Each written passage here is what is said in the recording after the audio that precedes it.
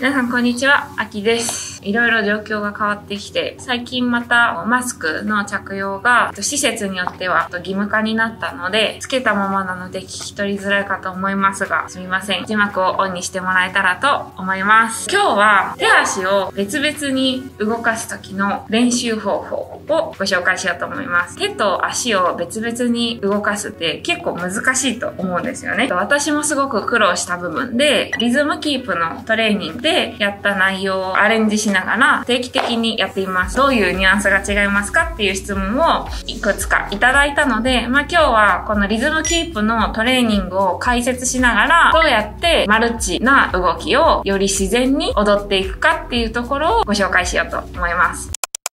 じゃあまず、よく質問でいただく内容で、足と手が別々に動かすのがすごく難しいです。足に意識がいったら、手の意識がどっかに行っちゃいますっていう話をよくいただくんですけど、結論から言うと、どちらかの動きを無意識にするっていうことがすごく大事です。マルチタスクってすごく難しいですよね。どんなことでも難易度が高いことだと思います。解決策としては、足踏みだけでやるっていう動画をやったんですけど、足の動きはもう一定なので、足の動きを無意識な状態にしたまま手とか腰の動かし方とかを変えていくっていう感じの練習ですね。意識することだけに焦点を上げて、それ以外の動きに関してはできるだけ何も考えないで動いていくっていうところがまず一つポイントです。そう踏まえてちょっと動きの解説をしていきたいと思います。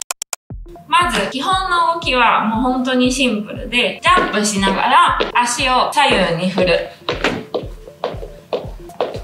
はい、これだけです。自分としては結構歩いてるぐらい割と自然な動きなので、この感じのままいろいろ動きを付け足せていけるっていう感じですね。はじめにキックのやり方なんですけど、キックはアクセントをつけるだけです。このジャンプしながら少し足を今まで振ってただけのところをちょっと蹴り込むようなニュアンスをつけるって感じです。やると、ドン、ドン、ドン、ドン、5、6、キック入れて、ド、ド、ド、ド、ド、ド。こんな感じですね。で、ちょっとニュアンスが難しい部分で言うと、バウンスのリズムを入れる。これ結構ね、だいぶマニアックな練習なんですけど、ただ足を振ってるだけの時は、どっちかというと、ジャンプしながら振ってるイメージ。上に行く力が結構強いんですけど、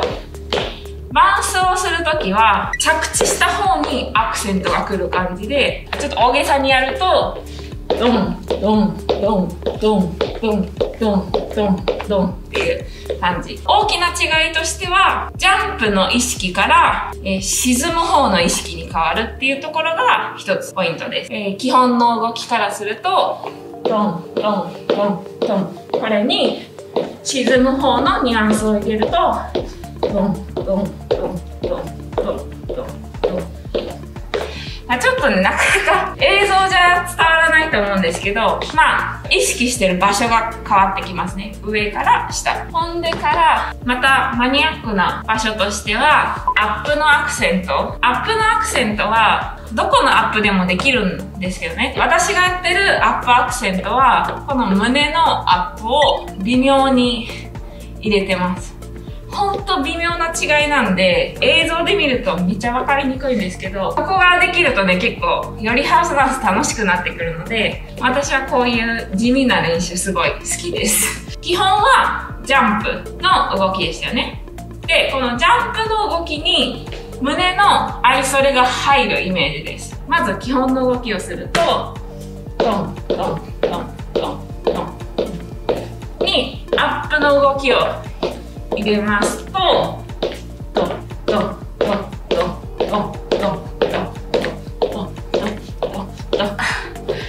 そう、自分でもまだ見れてないからあるけど、伝わってるかな？コブラとかも一緒ですね。この動きをしながら、体回していく。これを組み合わせる。で、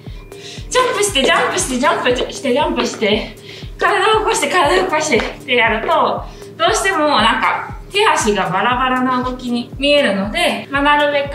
ジャンプの動きが一定な分、歩いてるような感覚で無意識に動かすっていうところが一番のポイントです。この地味な違いをイメージとか意識しながら練習に取り入れてもらえると、より自然な動きにどんどん近づいていくと思います。ちょっとね、だいぶというか、かなりマニアックな話で申し訳ないんですけど、なんか、私はこういう地味なやつすごい好きなんですよね。技っぽいやつとか派手な動きって、もちろんできたらすごくかっこいいし、なんか自分の自信にもなると思うんですけど、私がダンス続けてる理由は、やっぱり自分と向き合いたいとか、自分が納得した踊りをしたいっていうのが一番大きなテーマなので、自分が心地よく踊るためにどういう練習をしていくかってなると、割とこういうよりコアな練習が